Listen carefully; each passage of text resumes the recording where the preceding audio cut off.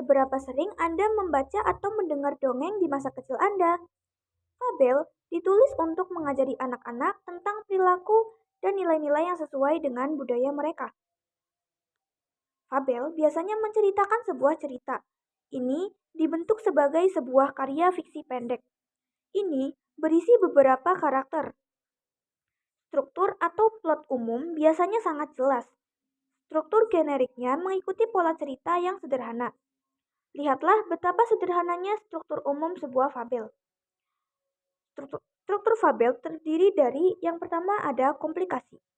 Komplikasi adalah masalah atau komplikasi utama termasuk aksi yang meningkat hingga mencapai klimaks yang dramatis.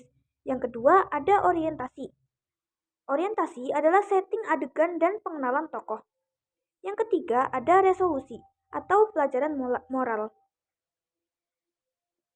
Fabel mempunyai beberapa ciri kebahasaan, seperti yang pertama, menggunakan banyak kata kerja tindakan, verbal, dan proses mental.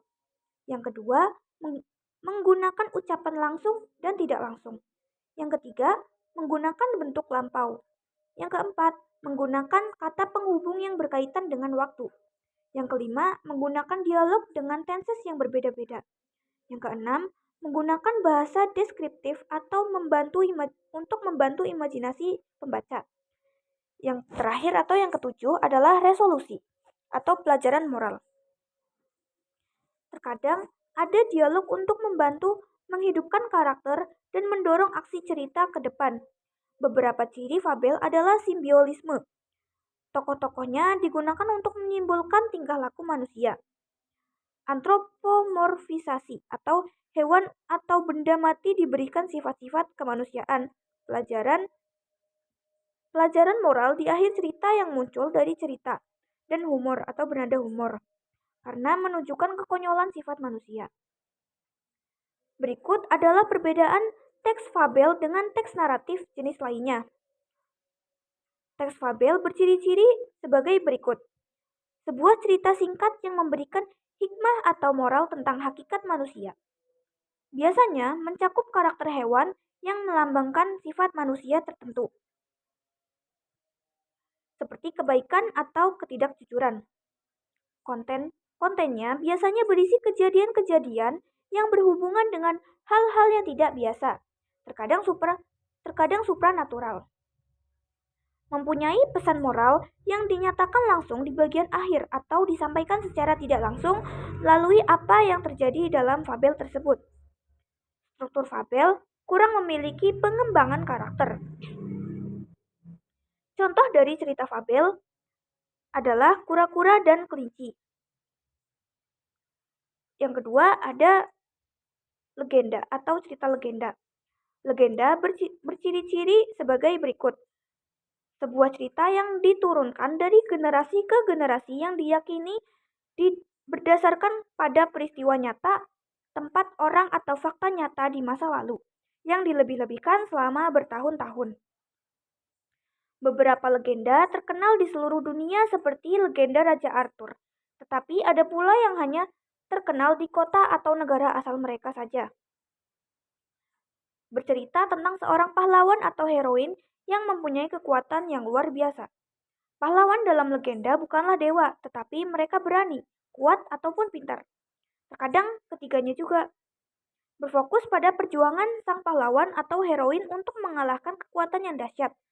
Menyoroti kualitas atau cara berperilaku yang positif. Seringkali ada orang atau binatang ajaib dalam legenda tersebut seperti penyihir, peri, raksasa, putri duyung, naga, ataupun kesatria. Ini bisa menjadi baik ataupun buruk. Legenda memberitahu Anda bagaimana seorang pahlawan memecahkan masalah atau mengalahkan orang jahat. Tidak semua legenda memiliki monster atau binatang buas di dalamnya. Contoh dari legenda adalah Beowulf dan Robin Hood. Yang ketiga atau berikutnya ada cerita mitos. Mitos berciri-ciri sebagai berikut. Sebuah cerita tradisional yang diciptakan untuk menjelaskan misteri alam semesta. Beberapa mitos berusia ribuan tahun. Seringkali menjelaskan bagaimana sesuatu yang berhubungan dengan manusia atau alam muncul. mengungkapkan konsekuensi dari perilaku baik dan buruk. Menampilkan dewa atau makhluk lain yang memiliki kesaktian juga sebagai kelemahan tertentu. Pahlawan atau heroin seringkali harus melakukan perjalanan untuk mengecoh atau melakukan pertempuran dengan binatang atau monster yang menakutkan. Dewa dan monster adalah dua unsur utama dalam banyaknya cerita mitos. Isi dari mitos adalah terkait erat dengan agama dan penjelasan mengapa sesuatu itu ada, menetapkan model perilaku. Karakter pada mitos biasanya ada dewa atau pahlawan goib. Struktur pada mitos ada unsur alur dan personifikasi. Contoh dari cerita mitos yaitu mitologi Yunani dan mitologi Romawi. Berikutnya ada cerita epik yang berciri-ciri sebagai berikut. Puisi naratif yang panjang seringkali ditulis dalam bahasa formal yang menceritakan tentang serangkaian pencarian yang dilakukan oleh seorang pahlawan besar. Mengikuti pencarian atau perjalanan, seseorang pahlawan memiliki kekuatan dan keberanian yang luar biasa. Berfokus pada ciri-ciri karakter pahlawan. Menampilkan tugas pahlawan seperti pertempuran di mana pahlawan yang akan diuji. Contoh dari cerita epik adalah Odyssey karya Homer. Dengan berikutnya ada dongeng atau cerita rakyat. Dongeng atau cerita rakyat berhubungan dengan pahlawan, petualangan, sihir, atau romansa.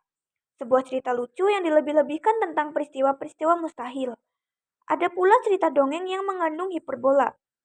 Dibintangi oleh pahlawan atau heroin yang lebih besar dari kehidupan, yaitu lebih besar, lebih kuat, dan bahkan lebih keras dari orang pada umumnya. Isinya adalah berdasarkan orang-orang pekerja keras. Menggunakan sikap berlebihan untuk menekankan kemampuan dan pencapaian pahlawan atau pahlawan wanita. Karakter pada cerita dongeng ini ada orang dan karakter fiksi lainnya. Diceritakan agar narator seolah-olah menjadi bagian dari cerita tersebut. Contoh dari dongeng atau cerita rakyat tersebut adalah salah satunya adalah Alibaba. Yang kelima ada cerita fiksi. Ada dongeng. Dongeng adalah cerita fiksi yang mungkin menampilkan karakter cerita rakyat dan pesona. Isinya berhubungan dengan anak-anak. Karakter dari dongeng biasanya adalah peri, goblin, elf, troll, raksasa, kurcaci, dan binatang-binatang yang bergerak lainnya. Struktur dari dongeng adalah berisi unsur alur. Contoh dari dongeng adalah Cinderella, Putri Salju, dan Putri Tidur. Sekian, terima kasih.